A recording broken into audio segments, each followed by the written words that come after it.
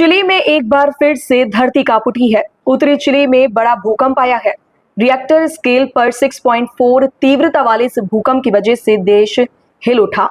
इस भूकंप से चिली के बुनियादी ढांचे यानी घर मकानों को मामूली नुकसान पहुंचा है।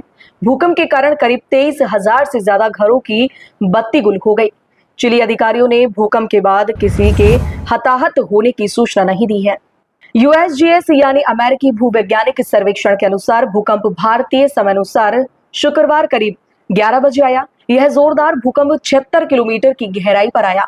इसका केंद्र अकाटामा रेगिस्तान के तट के पास स्थित था। भूकंप अकाटामा रेगिस्तान के विशाल क्षेत्र में कई समुदायों में महसूस किया गया।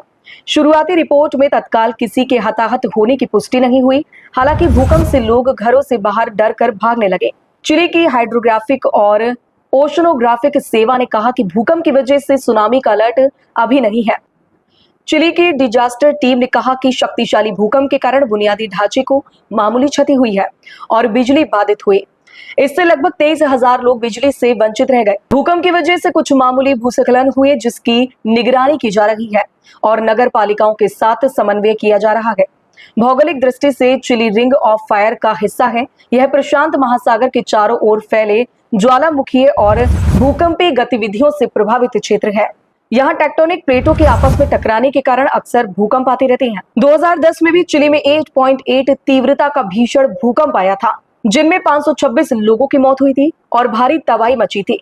1960 में अब तक का सबसे शक्तिशाली भूकंप चिली में आया था, जिसकी तीव्रता 9.5 मापी गई थी। इस आपदा में 1655 लोगों की जान गई थी और देश को गंभीर क्षति हुई थी।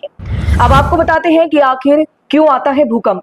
दरअसल पृथ्वी की 4 प्रमुख परतें हैं, जिसे inner core, outer core, mental और क्रस्ट कहते हैं। जानकारी के अनुसार पृथ्वी के नीचे मौजूद प्लेट्स घूमती रहती हैं, जिसके आपस में टकराने पर पृथ्वी की सतह के नीचे कंपन शुरू होता है।